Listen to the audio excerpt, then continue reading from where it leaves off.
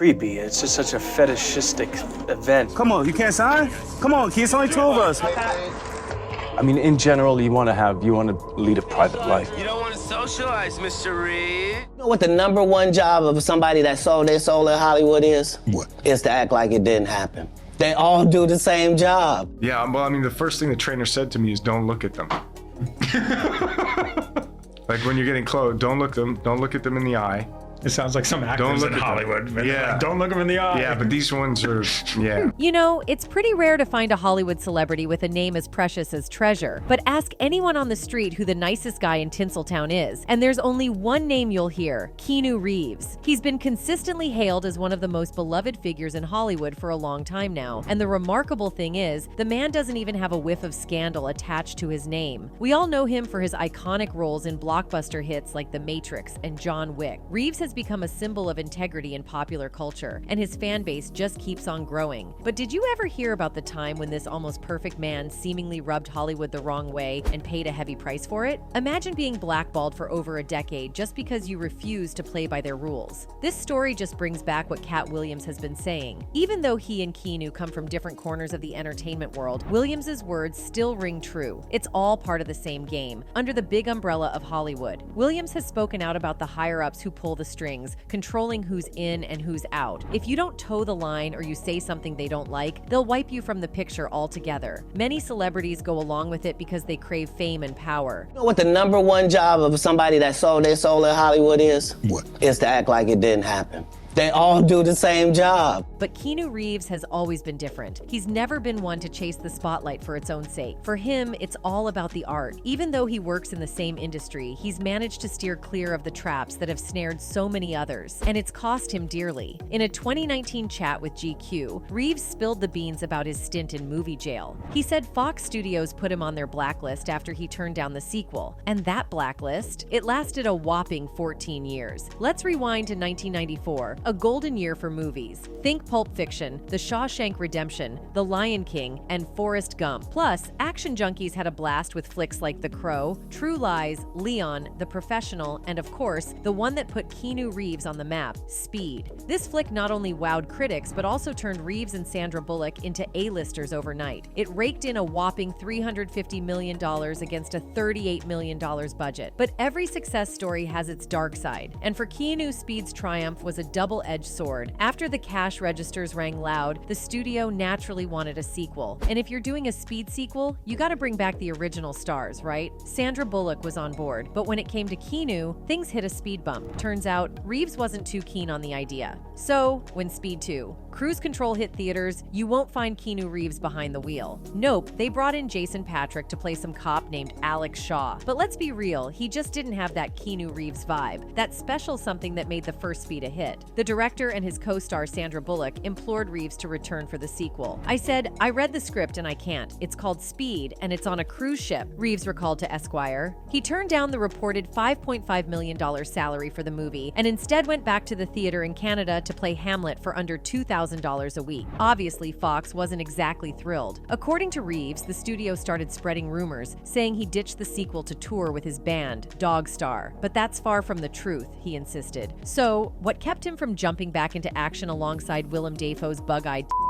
Well, for starters, he was all actioned out. Reeves had just wrapped up Chain Reaction, and he described the experience as really unsatisfying. Lots of running, lots of action, and not much fulfillment. This was way before Reeves morphed into the John Wick we know today. Anyway, the whole Chain Reaction left him feeling drained. He wasn't ready to dive into another action flick so soon, especially after narrowly escaping a hydrogen explosion in the first Speed. His manager spilled the beans to Entertainment Weekly, saying he didn't want to do 2 action movies back to back, and on top of that, Reeves had broken his ankle in a motorcycle accident. So the idea of diving into all those aquatic stunts for Cruise Control probably didn't sound too appealing, but Hollywood didn't seem to care about Reeves or his health. Instead, they decided to give him the cold shoulder. Turns out, not doing the film might have been the best move.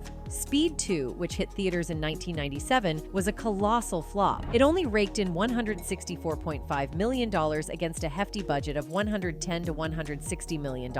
Plus, it's widely regarded as one of the worst sequels ever, with a pitiful Rotten Tomatoes score of just 4%. So in the end, it was Hollywood's loss, not Keanu's. Now, aside from being blackballed, Keanu Reeves has faced some serious personal hardship while building his impressive career and stellar reputation. Throughout his journey, he's had to deal with some heartbreaking tragedies involving people close to him. Back in the late 90s, just before the turn of the millennium, Reeves' sister Kim was battling leukemia. At the same time, he was in a relationship with actor Jennifer Syme. They met in '98 and were expecting their first child together, but tragically, their daughter Ava was stillborn in '99. This devastating loss took a toll on their relationship, and they split shortly after. They may have tried to patch things up later on, but it never quite worked out. Then, in 2001, Syme was involved in a fatal car accident after leaving a party at Marilyn Manson's house. Despite not being together at the time, her death hit Reeves hard. On top of that, Reeves was also close friends with another rising star in Hollywood, River Phoenix. You might remember him from his breakout role in Stand By Me alongside Corey Feldman. Tragically, in 1993, at just 23 years old, Phoenix died from a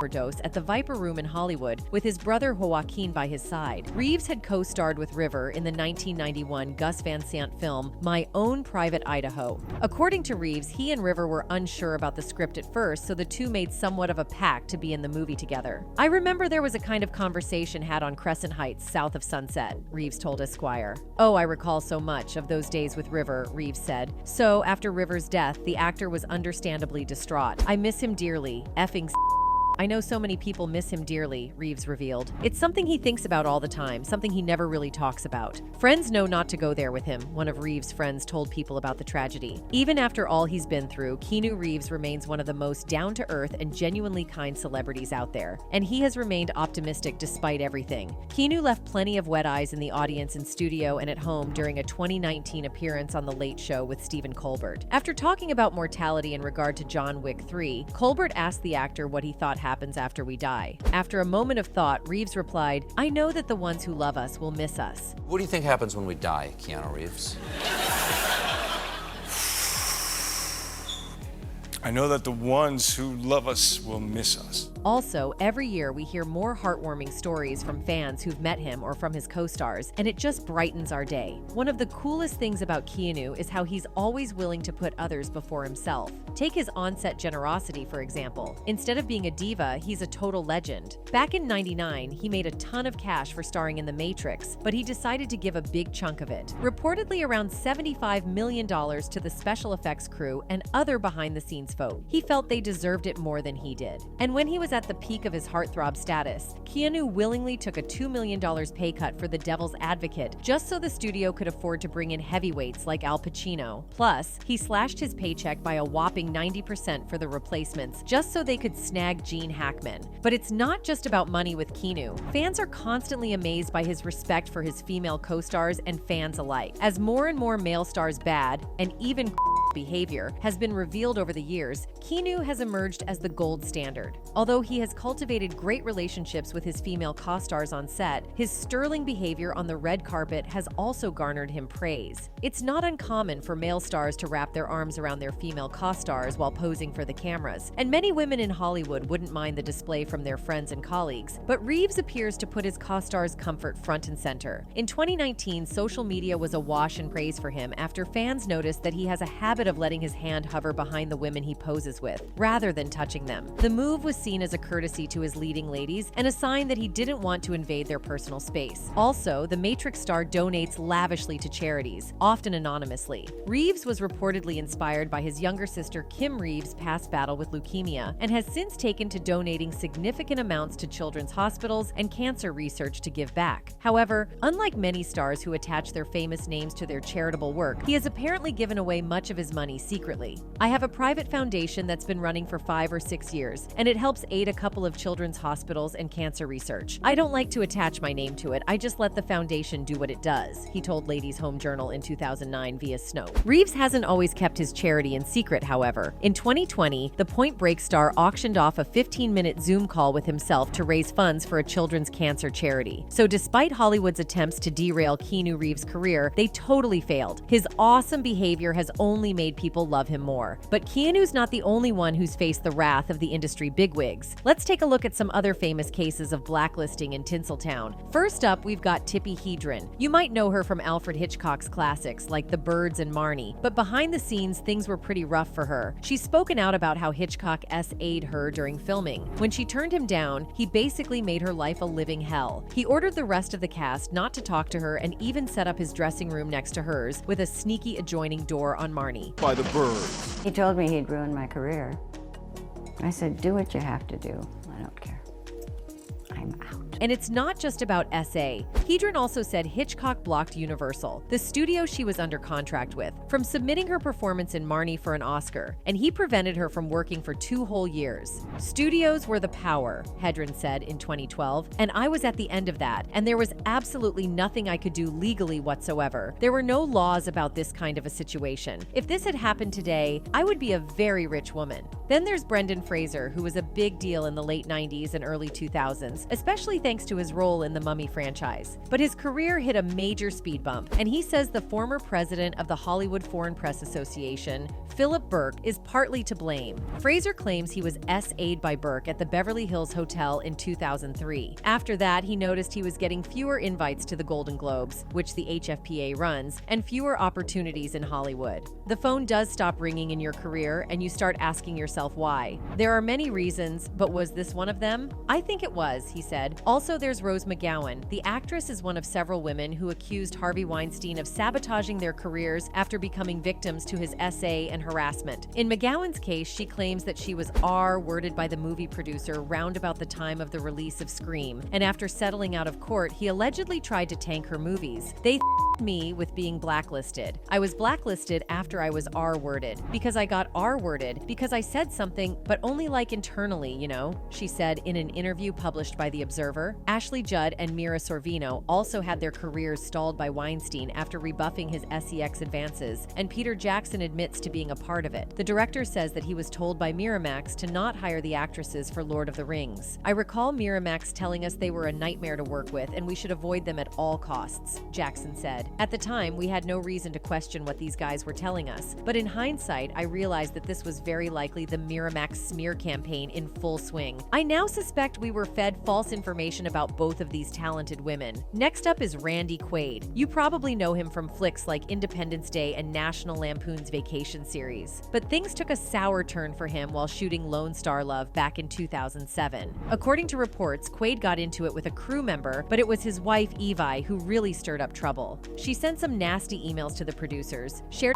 a photo of herself holding a with the cast and crew, and even broke the rules by filming rehearsals. As a result, Quaid got hit with a lifetime ban from the Theatrical Union Equity, got canned from the movie, and had to cough up a hefty $81,000 fine. But it gets even weirder. Quaid claims he's being targeted by a group called the Celebrity Star Whackers, who allegedly want him dead. According to him, they've already whacked Heath Ledger, David Carradine, and Chris Penn. It's like something out of a movie, but unfortunately, it's all too real for Quaid. Then there's Corey Feldman. Back in the 80s, he was a big deal thanks to his roles in The Goonies and Lost Boys, but his career took a nosedive partly because he says he was blacklisted for speaking out about the Hollywood ring he claims he was a victim of. Feldman's been trying to get his documentary made on the subject, but he's had trouble getting financial backing because of who might be implicated. It's been a tough road for him, especially with his history of A stemming from the trauma of his A, but things might be changing. With the hashtag #MeToo movement gaining momentum, Feldman's accusations are finally being taken seriously. These days, he's focusing more on advocacy work, especially around Child A in the entertainment industry. Then for Monique, she has been on this crusade, calling out Lee Daniels and OP OPR Winfrey for what she sees as them messing with her career. It's been brewing for years, but recently she dropped some serious tea on Club Shay Shay. OPR allegedly snatched up roles that were meant for her. Like, remember The Butler? Yeah, it was supposed to be hers, or so she says. Lee Daniels apparently offered it to her, but when OPR expressed interest, well, you can guess who ended up with the part. And it doesn't stop there. Lee Daniels had this biopic in the works about Richard Pryor, and guess who he wanted to play the grandmother? Monique. But lo and behold, OPR swoops in and claims the role for herself. Now, Monique's not saying OPR intentionally stole these parts, but she's definitely raising some eyebrows about the whole situation. She's like, hey, let's sit down and talk about this, because from where she's standing, it's all looking a bit suspect. The movie The Butler, that movie was offered to me. Lee Daniels came out and said, I did offer Monique The Butler. Let's rewind a bit to the Monique and OPR showdown. This drama started way back in 2009 when Monique starred in Precious, a movie produced by OPR and Tyler Perry and directed by Lee Daniels. The real kicked off when OPR and Tyler decided Monique should hit the press circuit for the film without any paycheck. Monique wasn't having it and straight up said, nah, not in my contract. According to Monique, she only got a measly $50K for the whole movie, which was barely enough. Now, they wanted her to jet around the world promoting the film for free, not on Monique's watch, but OPR and Tyler didn't take her refusal well at all. Instead, they started trashing her reputation in the industry, spinning a narrative about her being difficult to work with. Monique spilled the tea, saying Tyler Perry told her, you may want to consider promoting this film because if you get nominated for an Oscar, your next film is $3 to $5 million. And if you win it, your next film is $6 to $8 million. Monique was like, hold up, I'm a black woman. Where are they paying those salaries, brother? She straight up told Tyler, I can't work for free. I've done what I was supposed to do. I can't go overseas and do this for free. Their back and forth continued, with Tyler saying he doesn't believe in giving money away for free, and Monique firing back, I don't believe in working for free. So we on the same page? It's a classic case of clash in values, and Monique wasn't backing down. He goes on about his spiel, you know. I said, well, listen, you can write me the check for me to go overseas. I don't care where the money comes from, but I'm not gonna do it for free. She also claimed Tyler Perry allegedly went the extra mile to mess with her acting gigs. According to Monique, it all went down after she turned down a request to fly to France for the Cannes Film Festival, tied to promoting the movie Precious. The movie studio initially asked her to jet off to France, but Monique, with her busy schedule as a talk show host, comedian, and family woman, respectfully declined. They tried to sweeten the deal by offering to upgrade her hotel room,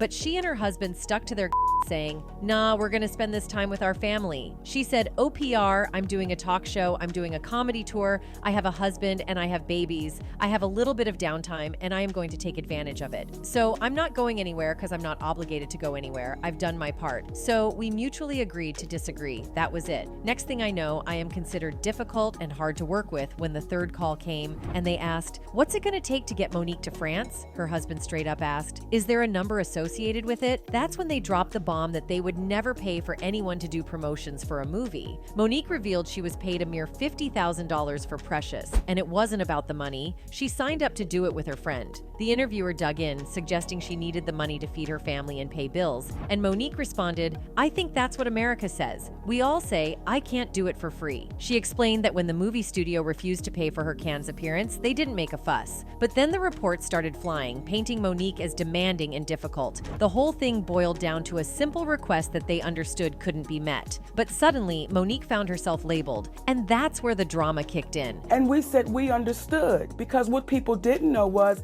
I was paid $50,000 to do the movie Precious. And it really wasn't about the money, and I'm not complaining because I signed up to do it with my friend. Studio says we can't set a precedence and pay you to do this. We didn't have an issue with them. Okay. But that's when the reports came that now Monique is being demanding and she's being difficult. So it's clear that blackballing is a real issue in Hollywood. While some stars, like Keanu Reeves, have managed to bounce back and even soar to greater heights in their careers, others haven't been so fortunate. It really shines a light on the darker side of Tinseltown. Now, we want to hear from you. Which other actor do you think has been blacklisted? Drop your thoughts in the comments below, and we'll catch you in the next video.